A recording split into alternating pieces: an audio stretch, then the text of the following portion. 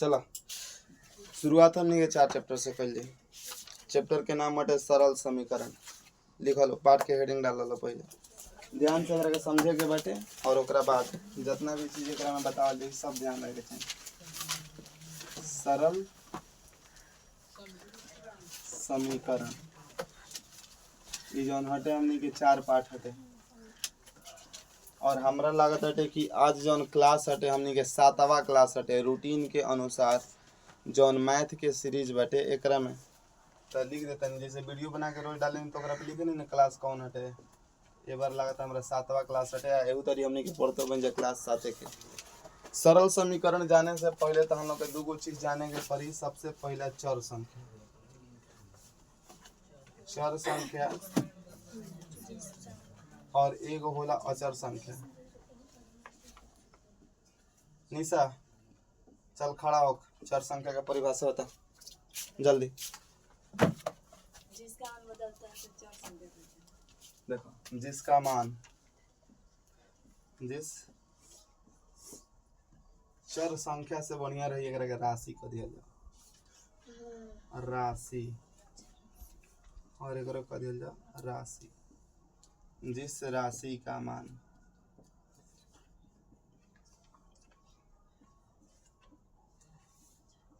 जिस राशि का मान बदलता है उसे चर राशि कहते हैं।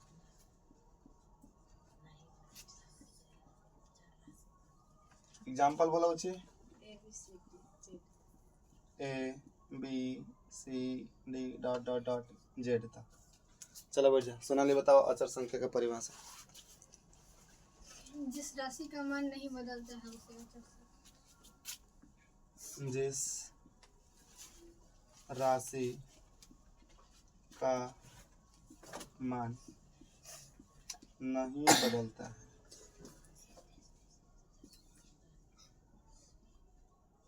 उसे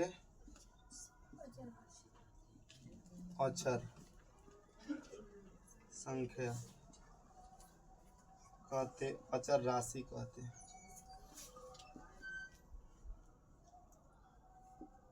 एग्जाम्पल में जैसे का रहे बच्चे 1 2 3 4 देखा लो। अब मतलब बैठ जा अभी जो समझे लिख लिया लो बाद में पहले हमारे बात के समझा। सबसे पहले हमने के पाठ के नाम हटे सरल समीकरण। सरल समीकरण जौन बाटे एकरा के अंग्रेजी में हमनी के बोलम जा सिंपल इक्वेशन। ठीक बाटे। अब देख लो एकरा के जाने से पहले हमनी के जाने के पड़ी कि आखिर चर राशि का होला और अचर राशि का होला। चर राशि के परिभाषा होला कि जिस राशि का मान बदलता है उसे चर राशि कहते हैं। जब हमनी के कोनो सवाल के हल करम जा तो अलग अलग सवाल में x के मान, y के मान, z के मान अलग अलग आवत रहेला। तो जिस राशि का मान बदलता है उसे चर कहते हैं और जौना राशि के मान ना बदलेला ओकरा के अचर कहल जाला। अब कोनो मान के चला एक x के मान निकालते हैं तो जब एक आई अगर वाइयों के मान निकालता रहता 1 2 3 ए तरी कुछ आ सकता। ई मान कबो बदले वाला नहीं के। एक के बदला में तो कुछ और नहीं लिख सकत। लेकिन जौन हमनी कही एक्स वाई जेड बाटे एकर मान फिक्स ना रहेला। कबो एक्स के मान 1 आ जाई, कबो माइनस में 1 आ जाई, कबो 0 भी आ सकता, कबो बट्टा में, कबो पूर्णांक में कुछ भी आ सकता। तो जिस राशि का मान बदलता है उसे चर राशि और जिस राशि का मान नहीं बदलता है उसे अचर राशि कहते हैं। इतना तो हम लोग के याद रखे के। ये सवाल में मतलब ये जौन चैप्टर बाटे उतना ज़्यादा कोनो खास भारी नहीं है। लेकिन हाँ एकरा में हमनी के ई सीख जमजा कि समीकरण के हल कैसे कइल जाला। अब ए जगह से पढ़ाई के एगो तनी नया मोड़ मिली। तो अब हम प्रश्नावली की तरफ बढ़तनी और एगो सवाल पहले समझिए लो। अगर समझ में आ जाई तो जौन पहला क्वेश्चन बा एकरा में 11 गो सवाल बा। हम खाली 3-4 गो बतावतनी। अगर समझ में आ जाई तो बोल दिया लो हम छोड़ दे। हम आगे तो हम लोग खुद बने हलो। जैसे प्रश्नावली 4.1 है जो हम लिखा था। प्रश्नावली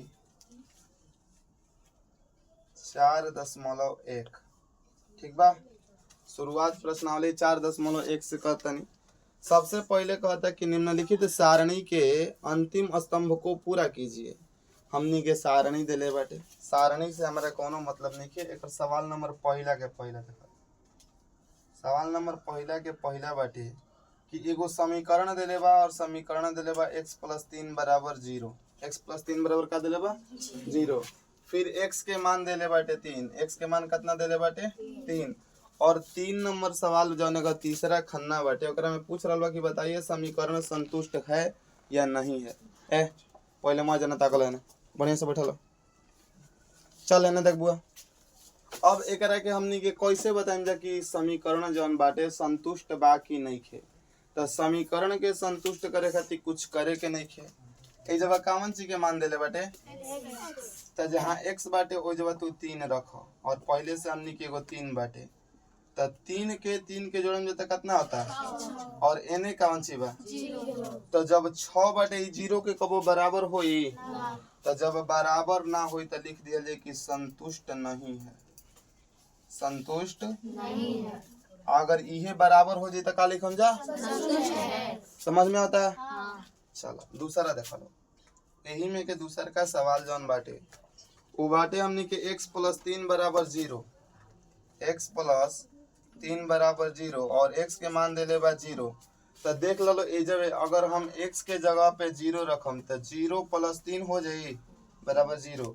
तो 0 में 3 के जोड़म जाता 3 हो जाई और एने का बाटे तो ई संतुष्ट बा। तो एकरा के का लिखल जाई संतुष्ट नहीं है। समझ में आवत ना सब कोई के। जहाँ जेकर ना समझ में आई वो जा पूछिए लो। तीसरा बाटे x प्लस 3 बराबर 0। x प्लस 3 बराबर 0। x के मान एजा माइनस में 3 बाटे। अगर एजा x के जगह पे माइनस में 3 रखत एजा प्लस में 3 है ना 0 तो हयो कट कुट के का हो जाए 0 हो जाई आ 0 बराबर तो एकरा के लिखम जे संतुष्ट है। संतुष्ट है मतलब कि बराबर के एक साइड और दोनों साइड बराबर आ जाए तो संतुष्ट है। अगर बराबर ना आए तो संतुष्ट नहीं है। तो बताओ लो का कहता लो एकरा के टोटल बताई कि छोड़ दी घर से बना ले बोलो। हम मैं फोटो डाल दे मतलब ग्रुप में घर से तो हम लोग के होमवर्क रही। तो क्वेश्चन नंबर अब 2 देखा लो होकरा के बोला रविशंकर छापा दरा का कॉपी बंद करके सुझा प्लस्ती मार के खाली देखो लो। ई तो 1 नंबर में बाटे 1 नंबर के बाकी जितना बचता तो हम लोग खातिर हम होमवर्क दे देता नहीं जन बाकी बचल बाटे। क्वेश्चन नंबर 2 से देखा लो। क्वेश्चन नंबर 2 हमनी के कहता कि जांच कीजिए कि कोष्ठों में दिए हुए मान संगत समीकरण के हल हैं कि नहीं है। जैसे कि पहला सवाल देले बाटे n प्लस 5 बराबर 19 और कोष्ठ में देले बाटे n बराबर 1। n बराबर कितना देले बाटे 1।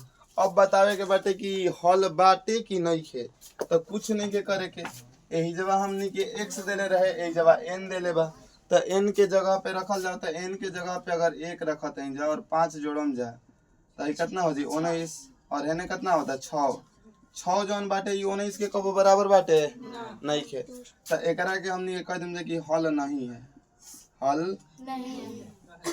अगर ए जगह ई हल रहित तो एने 19 आइल बा तो एनियो का आई 19 आई। बी नंबर देखा लो। बी नंबर जौन सवाल बा एकरा में देले बा 7n प्लस 5 7n प्लस 5 बराबर 19 और n के मान देले बाटे माइनस में 2। n बराबर कितना देले बा माइनस में 2। अगर हम 7 के जगह पे माइनस 2 रखतनी और प्लस में 5 बा बराबर में हमनी के 19 तो हेजवा तो हो जी माइनस में 14 और प्लस में 5 बराबर है 19। माइनस में 14 को प्लस में 5 को कितना आई माइनस में 9 आई और बराबर में 19 ये दोनों बराबर बाटे तो ये जब बराबर नहीं खे तो एकरा के कहम जे कि हल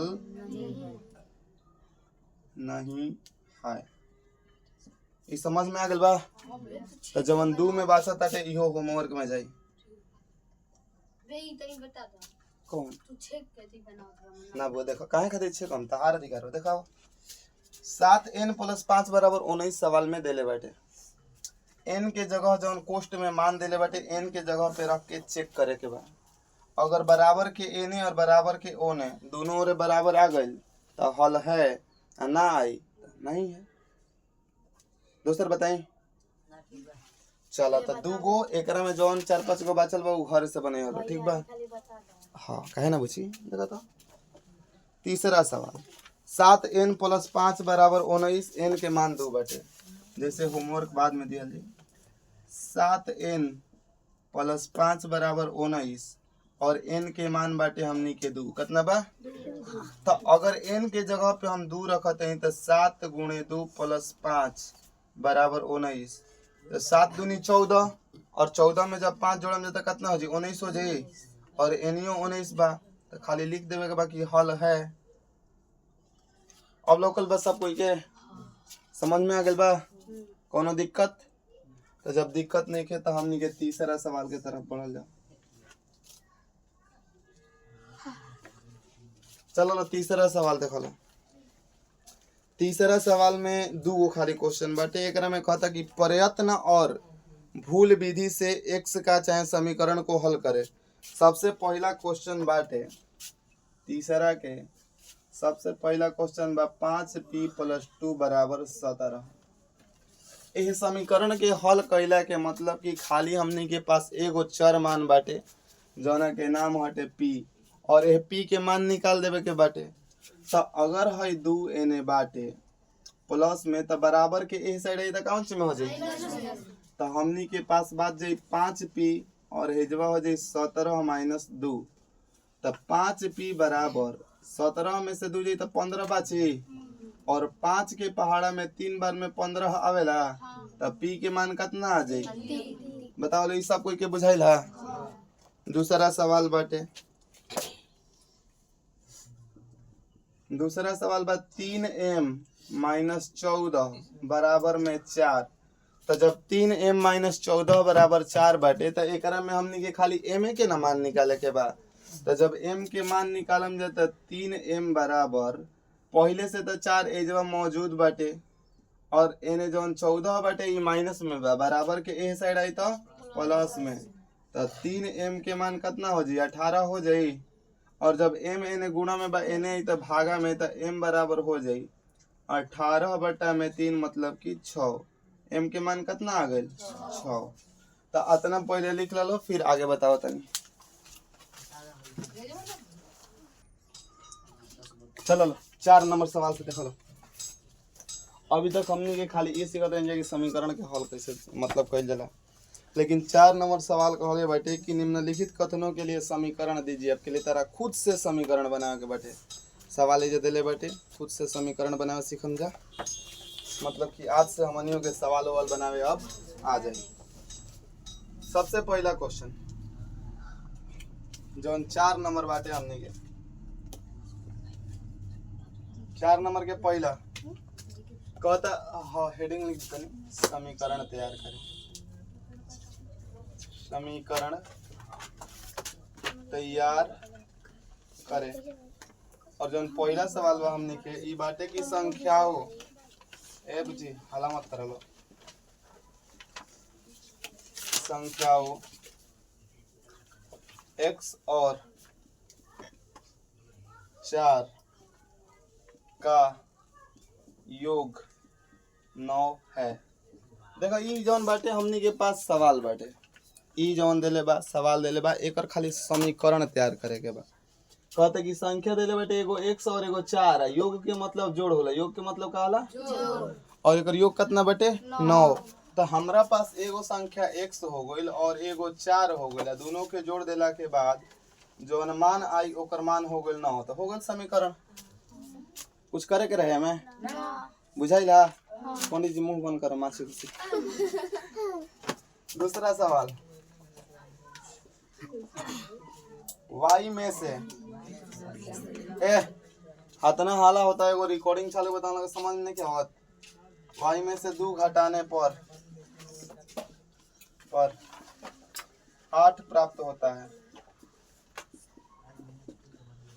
एकरा में तो साफा साफा कह देले जौन चीज कहे के चाहिए।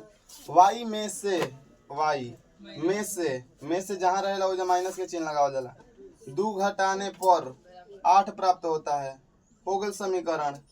ना एकरा के हल करे के बना कुछ बन गई।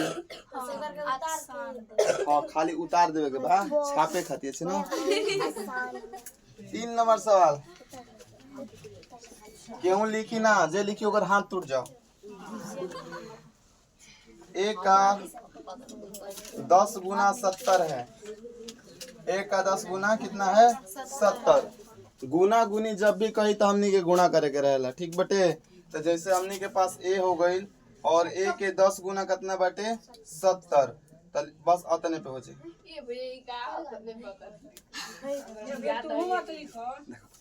ए सवाल के कहे के मतलब बाटे कि जैसे हम आगे से गाड़ी देतनी आ तू पीछे से गरियाओ, एकरा में कुछ कहले नहीं के कहले y में से 2 घटाने पर 8 प्राप्त होता है। खाली एकरा के समीकरण के रूप में लिख देवे के बाद y में से हमनी के 2 घटा देनी जा 8 प्राप्त हो गइल, बन गइल सवाल तहार।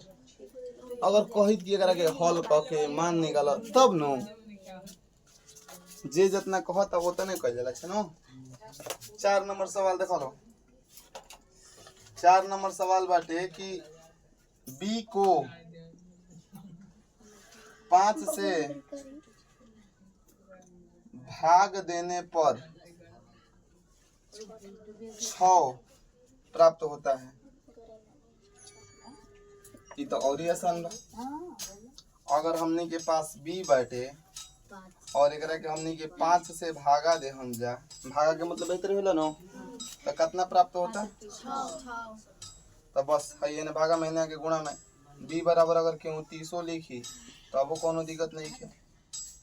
बताओ ले एकरा आगे जौन बात तौन बना ले बोलो, छोड़ दही अपने से। ठीक बा तो लिख देता नहीं इसके बाकी होमवर्क। एक बाद जौन भी बाटे उ सब होमवर्क में जाई। अब जब चौथा खत्म हो गई तब 5वां देख लो। एकरा में खाली कहता कि निम्नलिखित कथनों को सामान्य रूप में लिखिए। खाली एकरा के हमनी के सामान्य रूप में लिख देवे के बाटे। जैसे सबसे पहला जौन बाटे p + 4 = 15, तो p + 4 = 15 बात एकर सामान्य रूप का होई। जैसे जब p के मान अगर हमनी के निकालते हैं जाता है प्लस में नहीं तो 15 में से 4 जी तक कितना बची, बन गई पहला। बुझाता? चलो लो एक होमवर्क घरवा बैठ के करबो लो का। अभी जवन उम्र बाटे पढ़ाई के बा, एकरा बाद जवन बा उ काल पढ़ल जाए। अगर भैया हाँ पूरा हो गया।